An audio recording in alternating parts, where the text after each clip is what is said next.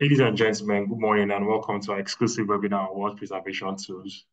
If this is your first time attending our webinar, please let us know in the chat box.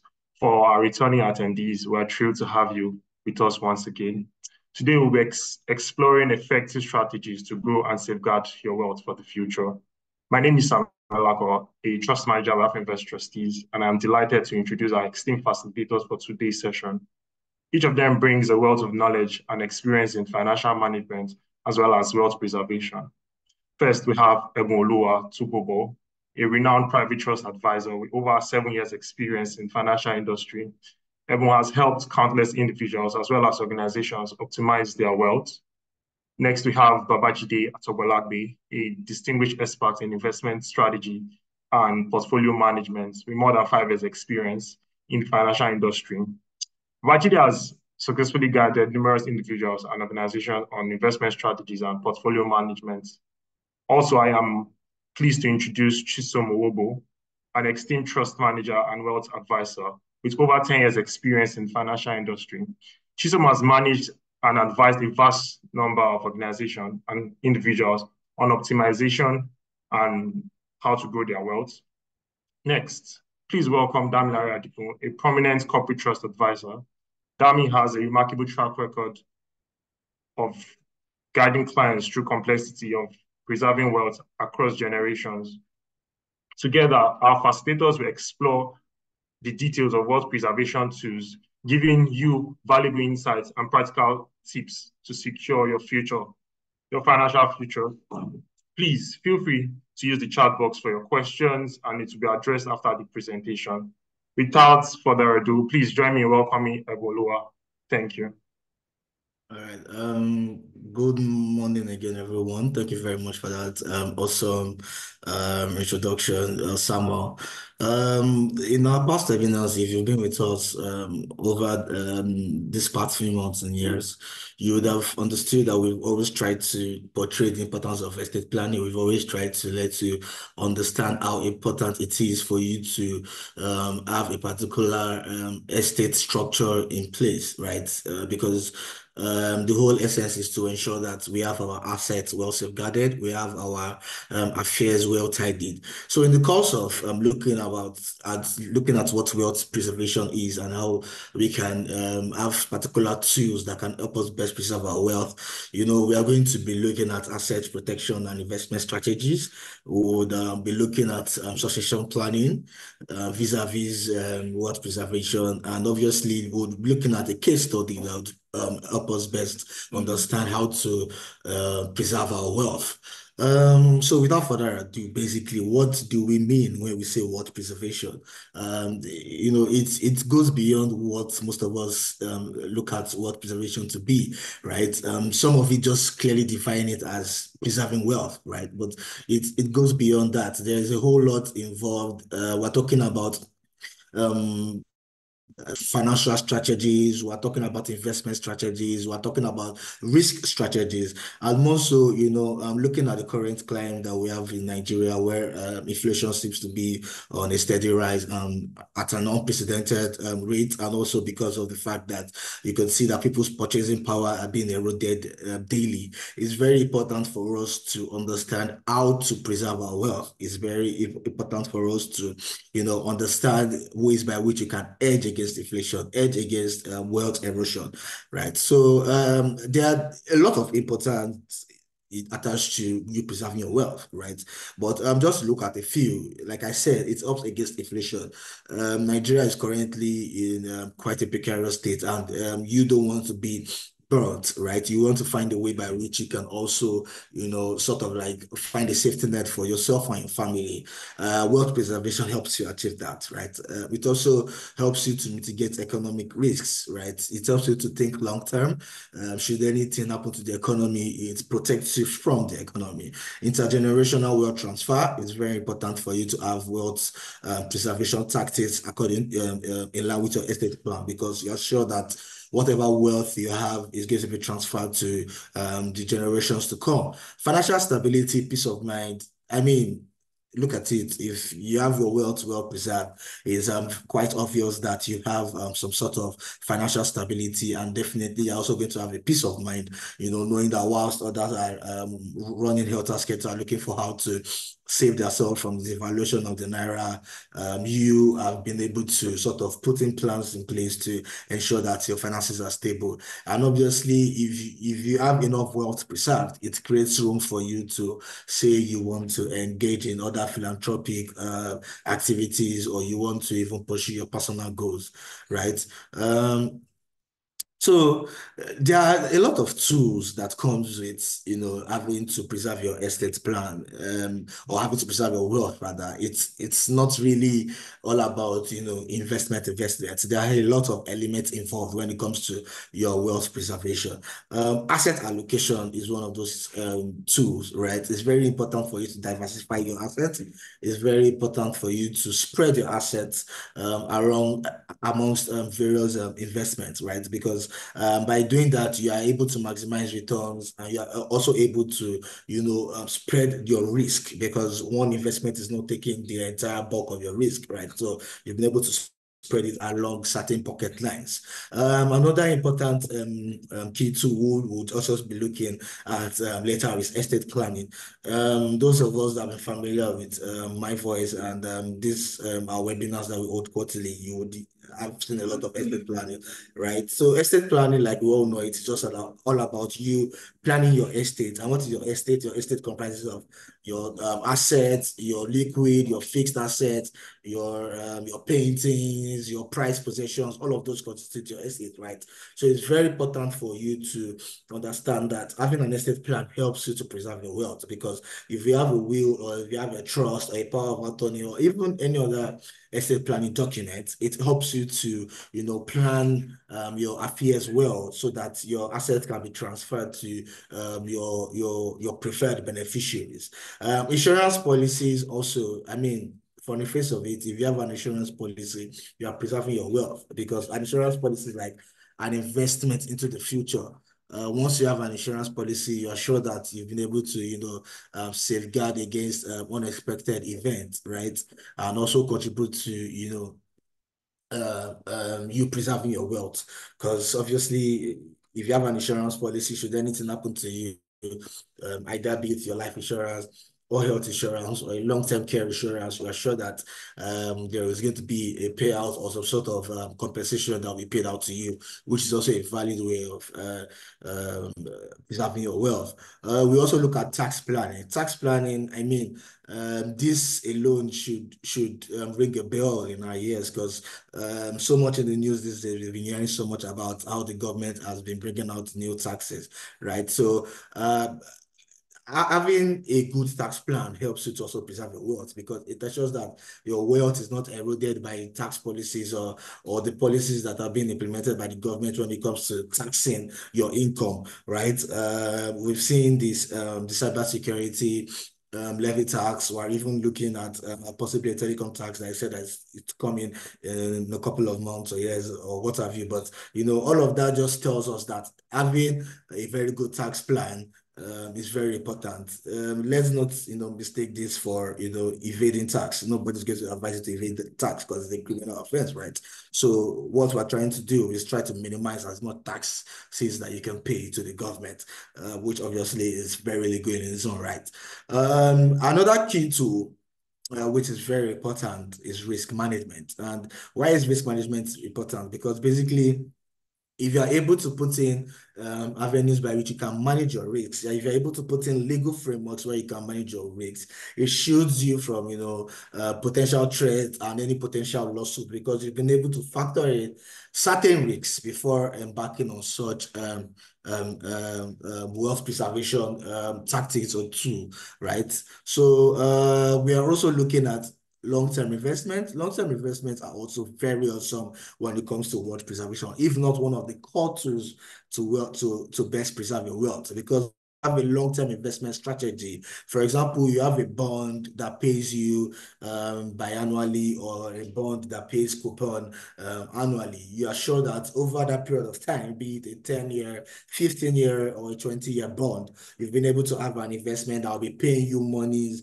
on the principal that you've invested in, right? There's a particular rate that be attached to that investment, and you're getting a particular sum in return, right, every year, and that's stretching for about 20 years. So you can be sure that if you have, for example, a $10 million investment or a $5 million investment in a 10-year, 15-year bond investments, you can tell how much you will have accumulated just in interest alone over the 5 or the 10 years that you might be holding that investment.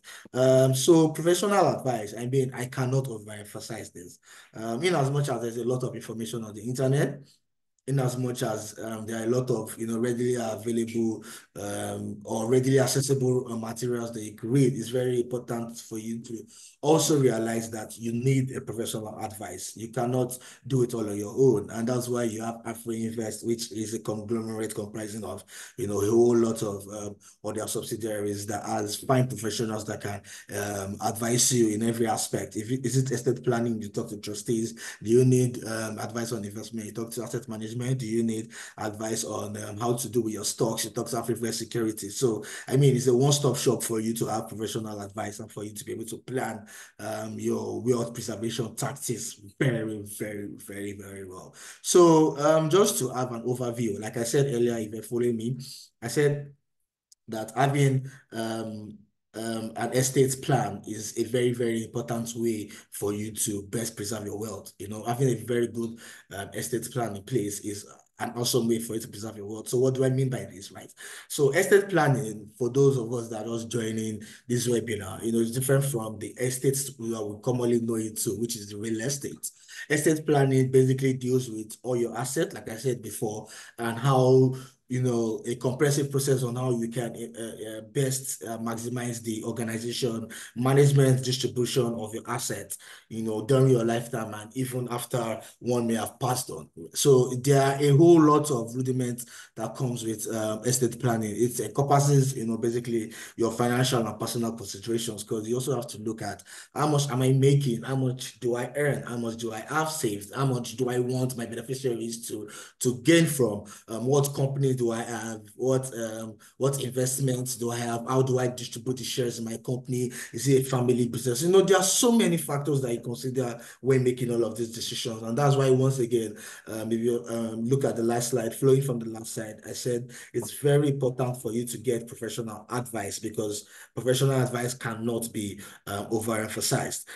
So how does estate planning play a crucial role when it comes to wealth preservation? You have asset protection.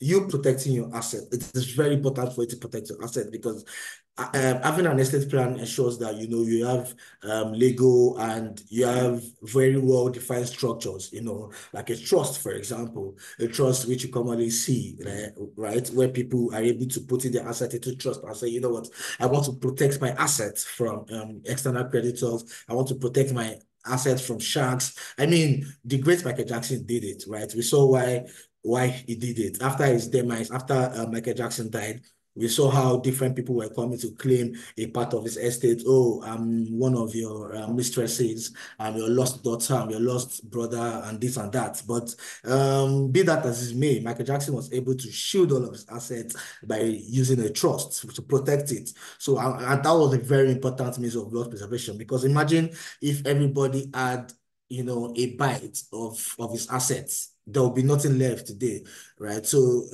asset protection, having a trust to protect your assets is very important when it comes to wealth preservation. Wealth transfer efficiency. Also, estate planning helps you to have an effective wealth transfer structure, because you are able to basically decide how you want to assets to be transferred to your beneficiaries, which you can use by having a will or a trust. We all know what our wills are. This last will and testaments that I make, right? Your will is basically you saying, if I pass on, this is how I want my assets to be distributed, and it's a very important key tool of wealth preservation, which comes or which overflows from estate planning. Minimization of taxes. I mentioned this earlier.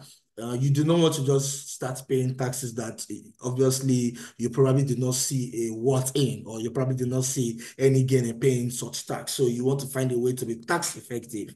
I mentioned earlier that the aim is not to evade tax, but the aim is to be tax effective. How can you best minimize the amount of taxes that you pay to the government? And this is where estate planning and wealth preservation also comes in, because you're able to structure your assets in quite a way where you are not going to pay quite a lot of taxes. Long-term care planning is very important. Um, Estate planning ordinarily, it provides ability for long-term care, and should anything happen to you, there are means whereby if you are medically incapacitated or if you are mentally incapacitated, you can put in structures in place to ensure that your assets or your wealth are still catered for, right? So estate planning, I cannot overemphasize how it helps you to also have a long-term care plan, right? We've seen situations whereby billionaires or multimillionaires who have a lot of assets cannot make particular decisions because they are incapacitated. So those assets are left to rot, because if you look at the memorandums or articles of association or whatever establishment they are in, or if you look at whatever contract that is binding them to those assets, they're only the ones that can make decisions on those assets. So being that they're incapacitated either mentally or physically or medically, be that as it may, they may not be able to make certain decisions. And what happens to your wealth if you can't make decisions over your wealth? They tend to erode, right? So that's why long-term care planning is very, very important. Obviously, protection of family dynamics. Some of us come from very complicated families. Some of us have 10 brothers, 15 brothers, 30 uncles, 20 uncles. I mean, whatever structure your family may take, or however complex your family structure may be, is very important for you to understand that having an estate plan, removes any possibility of conflict amongst the family members, because an estate plan would basically tell you that, okay, you know what, it gives you the avenue to distribute your assets to your beneficiaries, so that nobody has to fight for these assets when you are no longer there, right?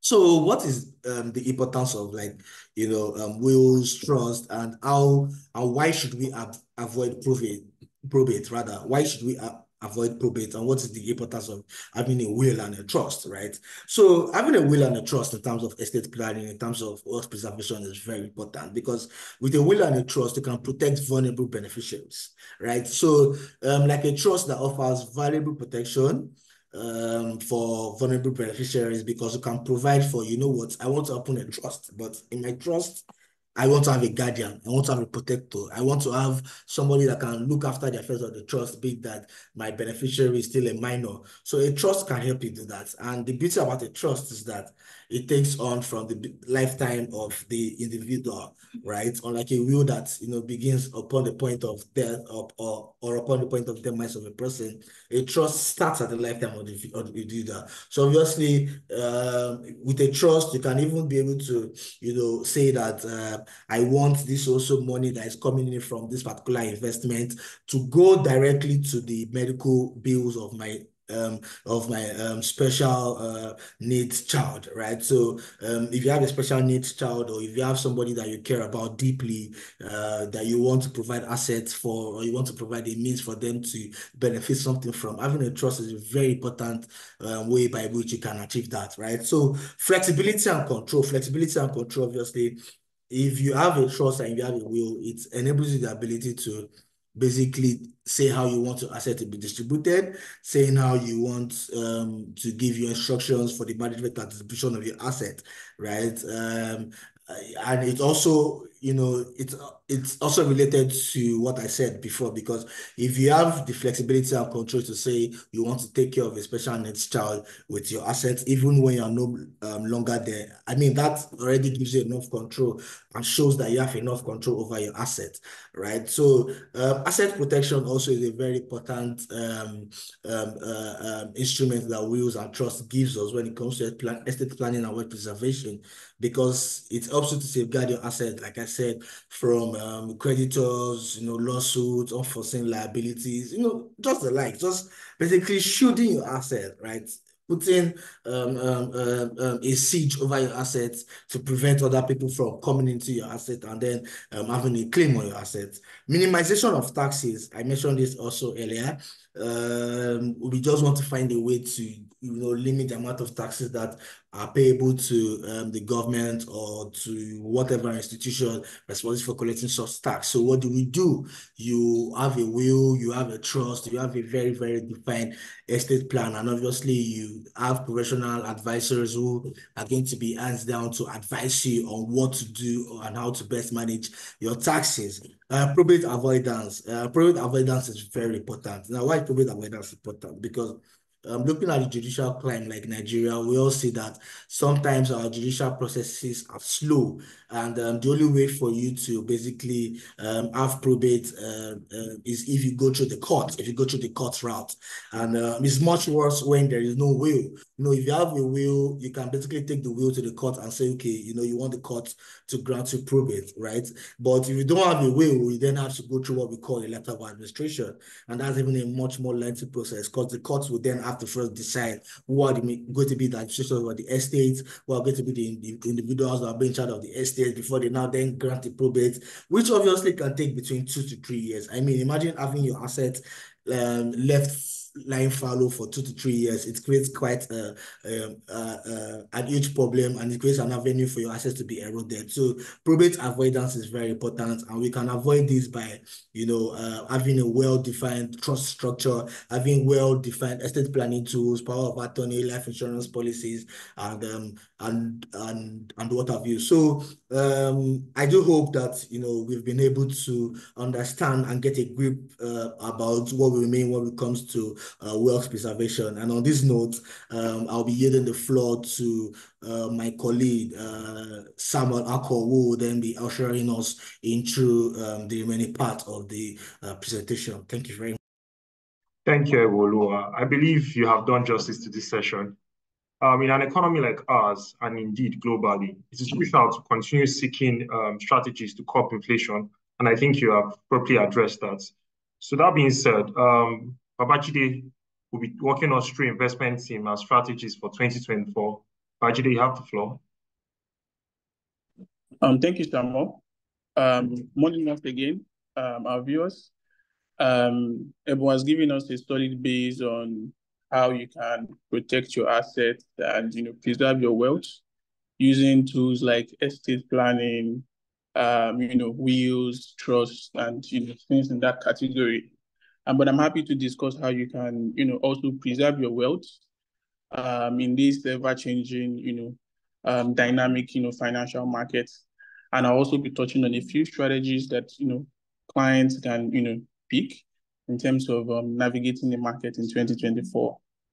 Before I proceed, I'd like to touch base on the developments in the markets and give a bit of outlook before we talk about the strategies. For the global markets, I mean, inflation has been a global phenomenon in the last 2 to 3 years. Inflation has been relatively high, and we've seen central banks, come out to tackle inflation by, raising interest rates.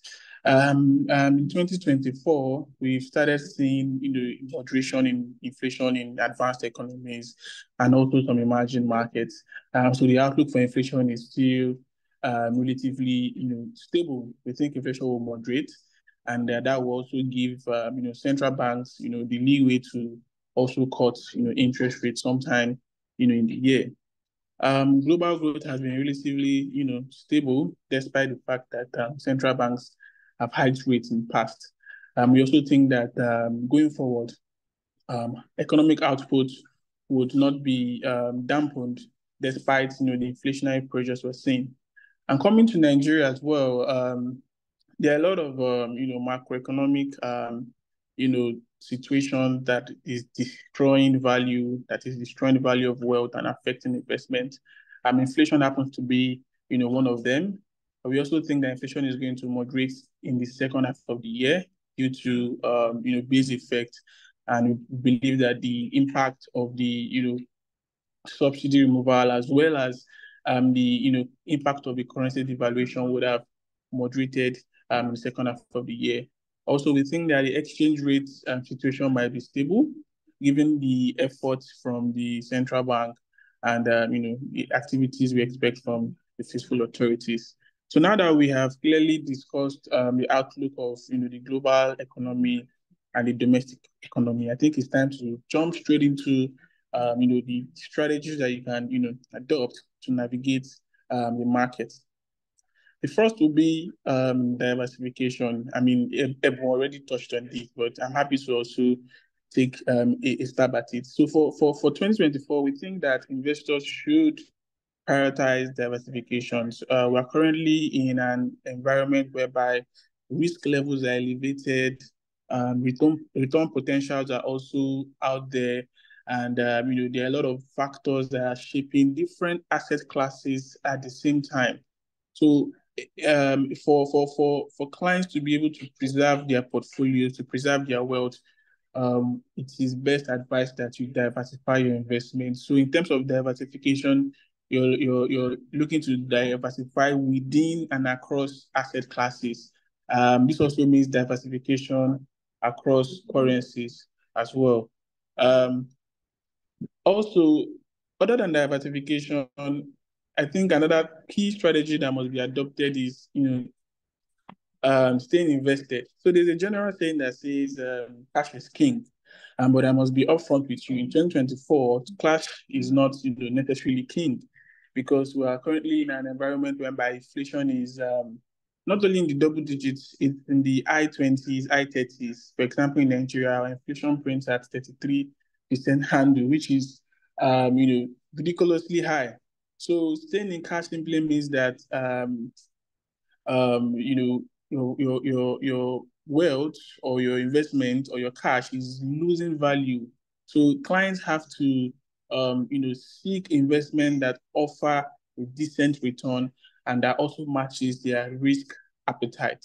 So diversification is key. Staying invested in 2024 is key. Also, we think that playing the long, end of the curve or playing the duration is also kind of strategic, because there are a lot of short-term volatilities, and based on our economic estimate and outlook for the market, we think that the long dated instruments will benefit the most, and investors who buy into the future, who are patient enough to see through this current economic crisis would largely benefit from staying long on investments. Timing the market is also key. Whatever year it is you are playing, timing the market is key. And in terms of strategy, I think I'd like to end it on the note that we have to be strategic in 2024 rather than tactical. So in terms of strategic and tactical, for strategic investment, you're looking at positioning into identified opportunities over the long term. While for tactical, it's more of a short-term play. So we would not advise tactical play in 2024 because there are a lot of uncertainties in the market, and this brings about a lot of volatility, and clients who are not, or investors who are not actively monitoring their portfolio might get their fingers burnt. But if you're investing strategically over the long term, the happenings in the short term will not necessarily distract you. You keep your investment steady, and then you're poised to enjoy the return over the long term. I think I also end it with what an ideal portfolio should look like in 2024, given our economic expectation and how we think the strategy should be played. So I think we favor more of bonds, fixed income particularly, and under the fixed income segment, we favor bonds and we favor money market. Bonds simply because they are cash, they are inflow generating, coupons, interest are paid periodically, and that would also help clients to meet up with their financial obligations and also give them opportunity to invest. Money markets, currently the money market space in Nigeria is yielding, double digits, 20%, 23, 24% in terms of yield. and it is really, really attractive. So we think clients should also, overweight their portfolio on money market instruments. Meanwhile, the main allocation speaks to, asset classes that have less, higher risk than the fixed income, asset classes. Speaking of equities, real estate and commodities. I must mention that this is an ideal portfolio and does not necessarily speak for all. We are happy to entertain discussions on how you can, craft your portfolio based on your investment objective, your investment return expectation, your investment risk appetite, and everything that has to do with you. Thank you for listening. I think I'll have Samuel take it up from here. Thank you so much, Babajide. I have a question that I believe our listeners are also considering. How can one effectively preserve their wealth from the effects of inflation as well as the currency devaluation? Well, Samuel, very insightful question because currently inflation is not 30%, and the currency situation has also not been, anything to write home about. We've seen a lot of volatility in that space.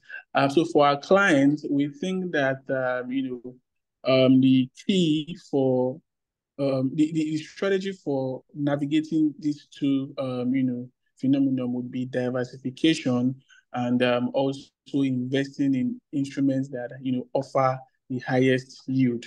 Also, that also has to track with your return. And in terms of diversification, if you look at the financial market in Nigeria, I think the only asset class, the only public listed asset class that has returned something close to inflation is the equities market that has returned about 30% year to date.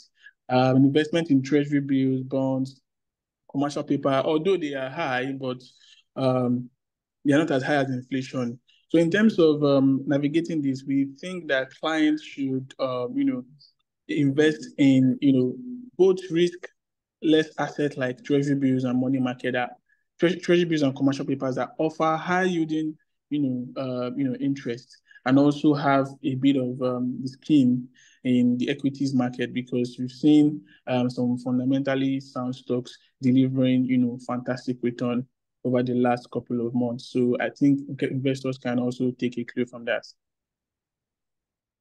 Thank you, Babajide. So moving on, we have Chisom. Chisom will be giving us insights on succession planning. Chisom. Thank you very much, Samuel, and thank you, Babajide. And also thank you, Ebun, for laying the foundation of this webinar today. I want to thank everyone for sticking in, and let's speak on succession planning. It is not, it was very premeditated to have our colleague Babajide join us today. Babajide is speaking to us from our sister company, Afrinvest Asset Management, and the reason is to share insights into what we do with the assets that we have under trust.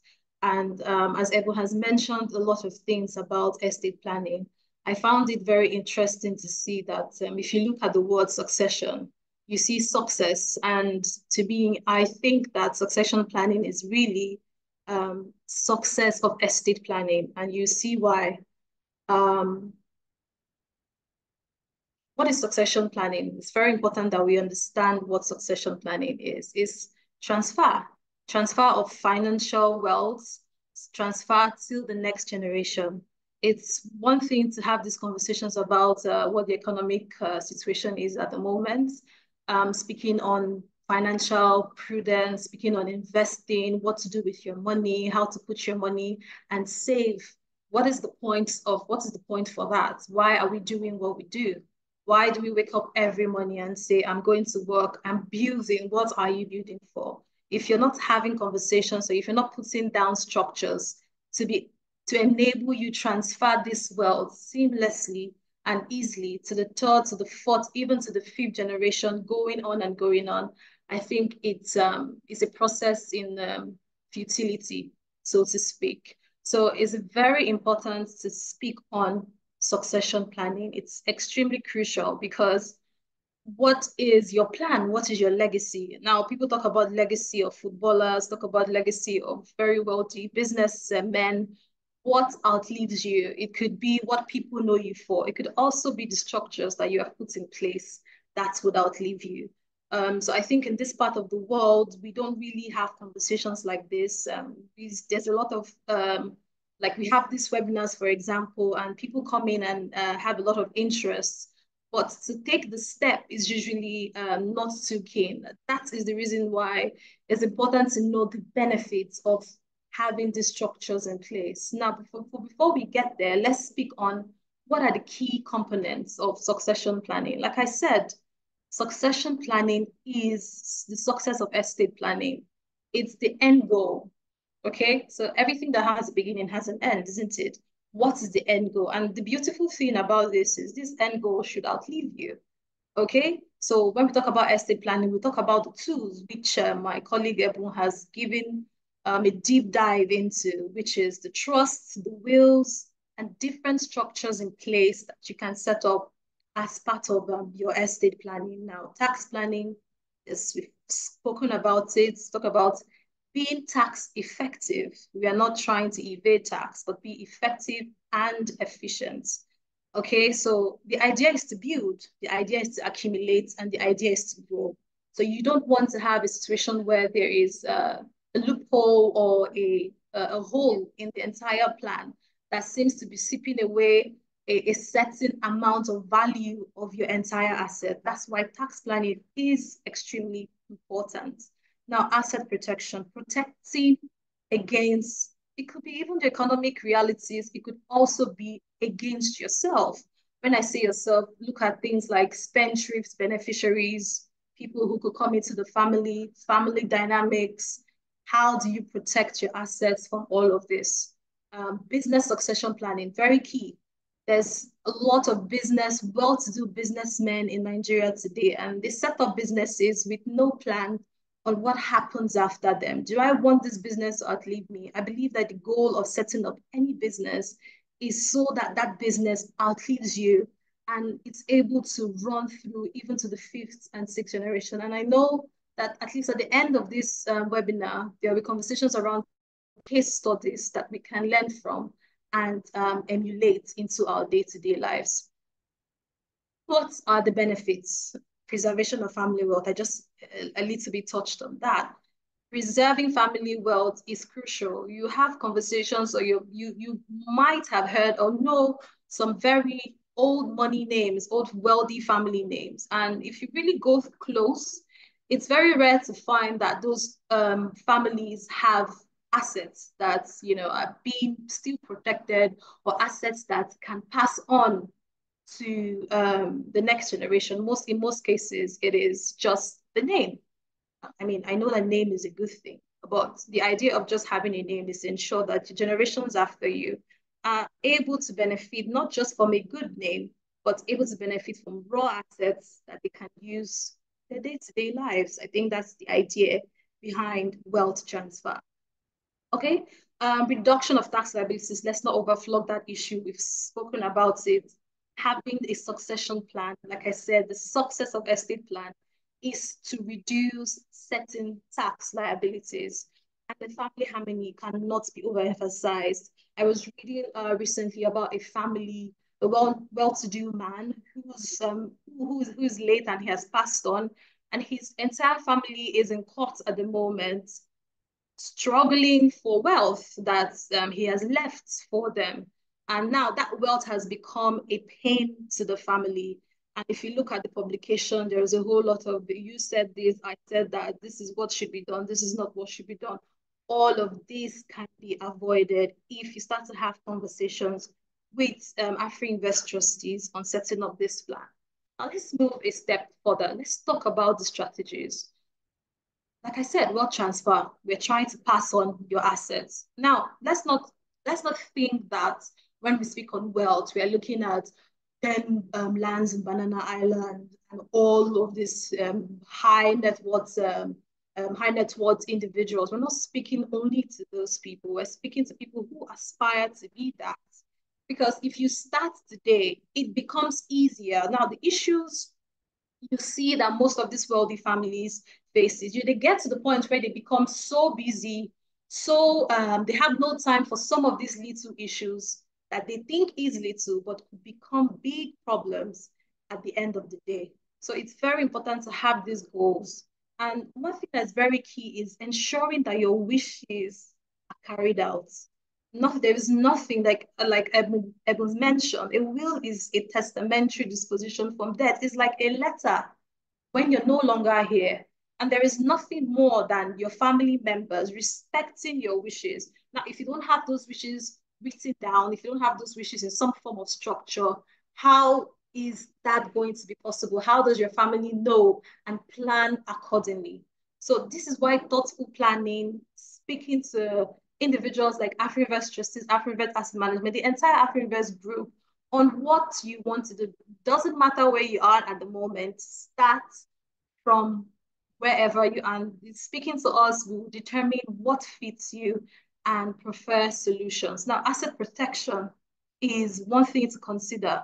I've spoken a lot about it. There's nothing like building, saving, investing, looking at the stock prices, looking at the stock market, looking at that land in Ibejuleki that you want to buy. What is the goal? What's the point of doing that? You have to protect it even from yourself. Okay, if from making rash financial decisions. So it's very key. Now, family dynamics, I cannot speak on this more. Every family has something that is key and different to them. So you need to observe, and you also need to even plan for dynamics that you probably don't see at the moment. That's why you need to have us in your corner advising you on these things. Professional guidance, that leads me to professional guidance. You can go online and see a lot of things, but the practicability of those things is different from how you see them online. So you can have people say, oh, this is what I've done, but what is the practicability of it? What is the jurisdictional regulation surrounding that structure or plan that you saw somewhere or someone said? It's always good to have a trusted professional guide to assist you. Now let's speak on these strategies. Like I said, estate planning, succession planning this is the success of estate planning. We've spoken on the wills, we've spoken on trust, we've spoken on powers of attorney, is streamlining this into what works for you. Now, you could have a situation where an individual would need to have all of these strategies in one. You could have a situation where they don't even need to have all of these. They just need one. It could just be a simple will. It could be, I just want an education trust for my kids. That's all you need. It could be, you know what? I want to start giving and I have other things in place, but I just want to start giving now. I want to start giving back to the community. I want to build up my legacy to be known as somebody who assists the community in whatever way or form. You can start to do that now. And it only what it takes is, a step, a simple step, and you can begin to do that. And now, speaking of from estate planning, a trust. For me, I see the trust as one of the most flexible strategies ever. And when people talk about trust, they think, oh, it's a trust fund thing, the trust fund baby. There's a little bit of stigma surrounding it. No, you're not setting up a trust because you want to spoil your kids or because you don't want them to struggle. It has nothing to do with that. It has everything to do with protecting your assets. It has everything to do with ensuring that what you've built so far doesn't fall to nothing. Okay, so that's why a trust is extremely flexible. Depending on what you want, you can decide to have it irrevocable or have it revocable.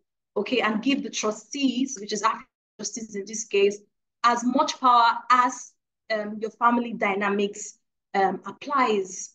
Now, gifting strategies is another method that you can use as a strategy to avoid setting, I would say to be efficient rather, let's not use the word avoid, to be efficient in taxes. Now, there are individuals who have amounted a large real estate and they want to be able to transfer equitably to the next generation. Can be easy. Now, in most cases, it depends on a lot of factors. That's the reason why you should have professional guidance. But it is tax efficient when you're transferring through a deed of gift. You can have a property that you have and you just want to transfer that to your child. You can do that through a deed of gift. Now, for life insurance, for me, I like to say the life insurance starts where a trust stops. Now, one thing that is you should know is that a trust does not exist in a vacuum. That simply means if the trust doesn't hold anything, if there's nothing else in the trust, there is really and truly there's nothing the trustees can do. Trustees cannot automatically bring up money to sort out certain medical bills or emergencies. It's always advisable that as you grow in building your assets, as you grow, you start to think about having a life insurance. Now, the life insurance will help you cover for some issues that one way or the other the trust may not be able to provide for. It could cover for taxes, it could cover for inheritance issues among beneficiaries. It could settle and equalize. Maybe the trust is bending towards providing for it. For example, you have a special needs kid, and that trust is really for that kid. Now, if you have a life insurance, it could assist to equalize such discrepancies among your beneficiaries. So I cannot overemphasize the importance of having this. Now, let's speak on family limited partnerships and limited liability companies. And this will be very interesting for individuals who are in the diaspora, or if you know there are people you know that are in the diaspora, this will be key to them because currently in the UK, there is a current regulation where the trust has to be registered. Now, the idea of a trust is that it is extremely private, extremely confidential. However, because of certain claims and certain discrepancies that the UK regulators have seen surrounding trusts, especially with third world countries like ours having to set up trusts to hide certain illicit funds, it's become a norm now and a policy for a trust to be in a register and the assets will be listed. Now that has taken away a certain level of privacy and confidentiality in that jurisdiction. Now, what can you do? A family limited partnership can assist. Let's not get into the legal jargons of it. If this interests you, please, have the conversation with us and we'll dive into this and how you can use this as a method to structure and transfer wealth. Now, I've spoken a little bit about charitable giving. That is another method to incur donor advised funds to be able to transfer assets to the right people and the people you want to touch your life. So at this point, I am going to hand over to my colleague Samuel to continue with the rest of the webinar. Thank you very much. Thank you, Chisom. Thank you so much. So just in case you didn't get the key wealth transfer strategies that Chisom mentioned, I'll quickly recap. She said estate planning, trusts, giving strategies, life insurance, family-related partnership, as well as charitable giving. That being said, Dami will walk us through the real-life scenario and a case study to give us practical understanding on wealth preservation. Dami? Thank you very much, Samuel. Thank you to Chisom. Thank you to Wajide. Thank you so much, Ebon. You guys have laid a very brilliant foundation to my work here. So quickly, we're going to run through, really run out of time, so I'm going to really brush through this. We're going to run through two family legacies, right? The Vanderbilt family and the Rockefeller family. These are American families, American companies. And let me draw your attention to this quote here. It says, according to NASDAQ, 70% of families lose their wealth in the second generation and 90% lose their wealth by the third generation. Okay, now we have a case of Vanderbilt, right? It's a legacy of family erosion, they inherited quite a large sum of money, and over the years, from gambling to drinking and affairs, it just had family issues that did not make the family united enough to preserve wealth. So a lot of them just squandered the wealth, and well, yes, today they are still well-to-do, they still are comfortable, but compared to where they were, they really did not do so well for the family trust and for the future of that legacy. Let me jump quickly to the Rockefeller family, right? This is one family that really impressed me in how they handled their estates. Now, according to Forbes, the Rockefeller family's net worth is currently valued at 8.4 billion and is spread amongst over 70 years. Like the Rockefeller family has held this what's it called? This wealth down for over over 6 generations, if I'm not mistaken. Now, we all know ExxonMobil and Chevron Corporation. These are descendants of the original, what's it called? Standard Oil Company that was founded by, I think, John Rockefeller, right? And he structured, the family basically was known for a legacy of philanthropy, a legacy of industrialization, and they established themselves throughout history. Some of their children are in politics today, right? They gave a lot, and their strategy, I'm going to explain the strategy as we go on, right? The Rockefeller family estate plan basically was held in two trusts. There's the 1937 Family Trust and the 1952 Family Trust, right? And it's managed by Chase Bank. You won't be surprised to know that Chase Bank is actually one of the families they hold very strong stake in, right? And the method they used to succeed over 6 generations is basically this. They had a family constitution. My colleague Chisom was talking about, having a family legacy, what you want your family to be known for. If you're someone that values education so much, you can, create a family constitution that emphasizes on education. If you're one person that values what's it called, family life, marriage so much, you can impute that into your family constitution. It starts to shape the orientation of your children and your grandchildren and generations to come. Your family, someone big on religion, all that can be structured into your family constitution. They had an irrevocable trust. Now, the irrevocable trust meant that one child from 2 or 3 generations after cannot just wake up and change the whole constitution and then start spending and squandering the money as they please.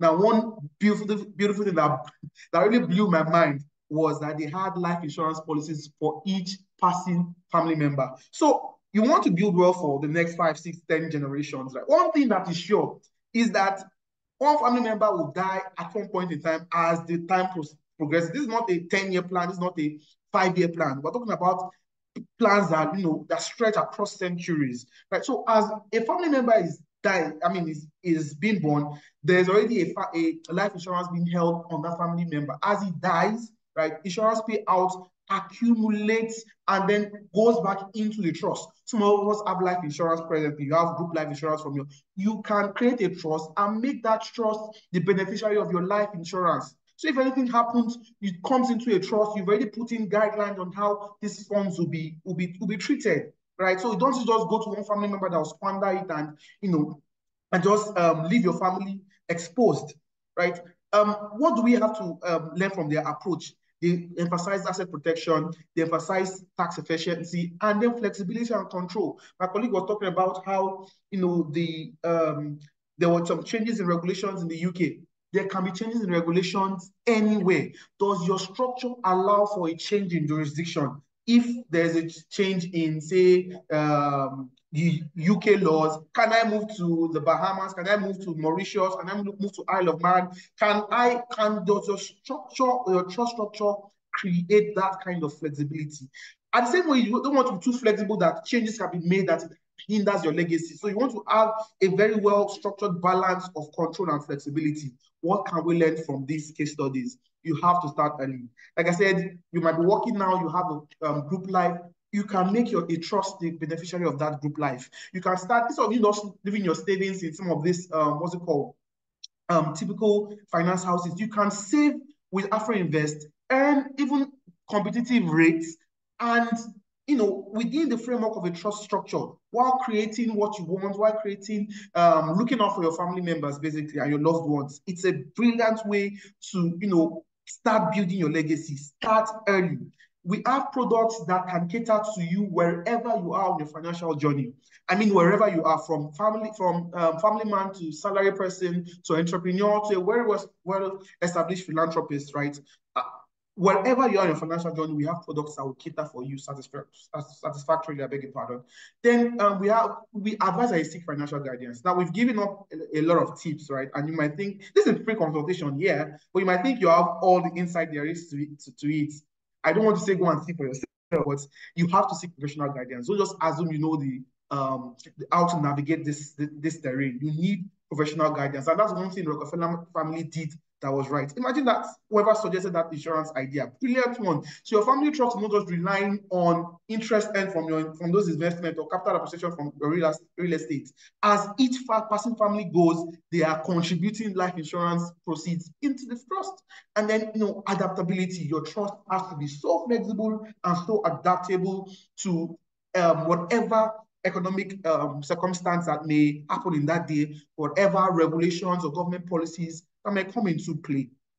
This is one brilliant, this is what's it called? This is a brilliant approach to, setting up your own family trust and beginning a legacy for your family, right? You don't want your children to go through the same things you went through. You know what you went through, and you don't want your children or family members to go through that. So this is one incentive to even, set up structures that would prevent those scenarios. So you have questions, reach out to us here. You want to start this journey. What step can I take? How do I begin? How do I start?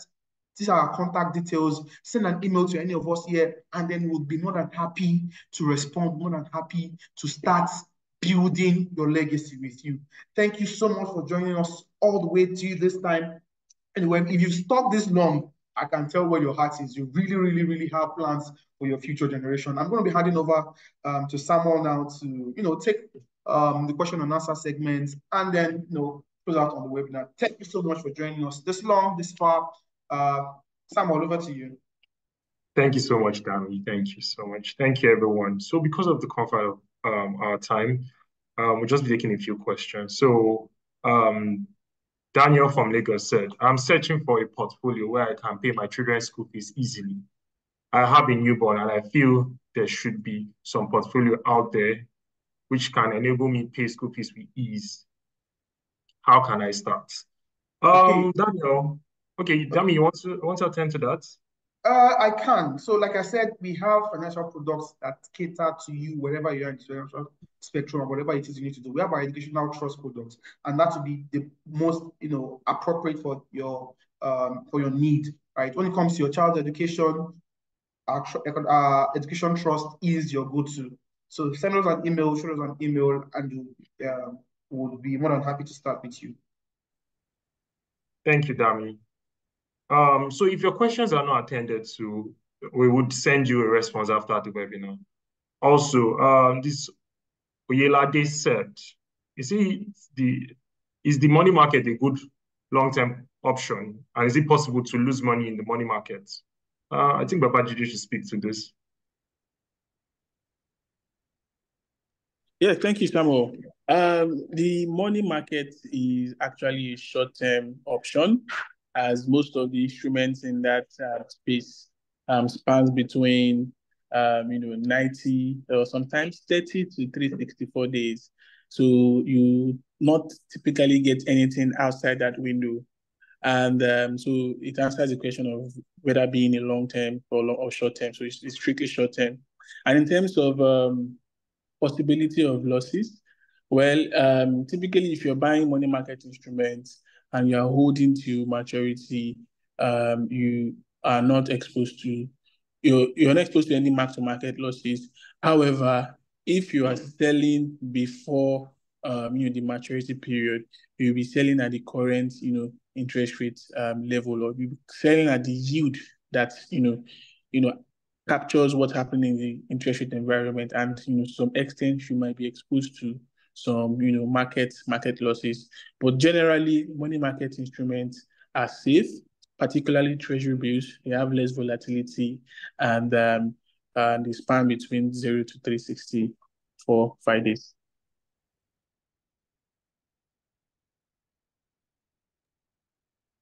Thank you so much, Babajide. So we also have an anonymous question that says, how can someone who is mainly financial portfolios, mutual funds, commercial papers, personal portfolios with asset managers set up a trust? Or what is the best option for such individual? Everyone, do you want to speak to this? Oh yeah, definitely.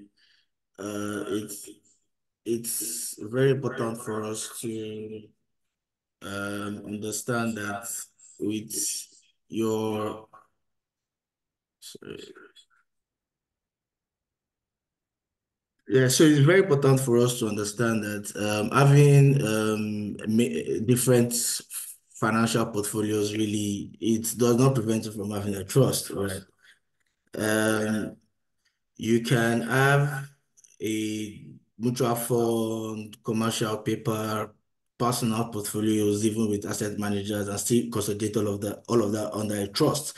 All you just need to do is basically there will be a transfer of the investment, what have you, on there'll be a transfer of the investment elements on the trust, and then the trust will be the ones to then hold the investment, right, in trust. So there will just be a switch in. I don't want to go into the details as to how it's going to be structured because that would come up when we're having much more important and then deep conversations. But then there will just be a switch in the name on the title of the investment, which you then automatically convert to the trust.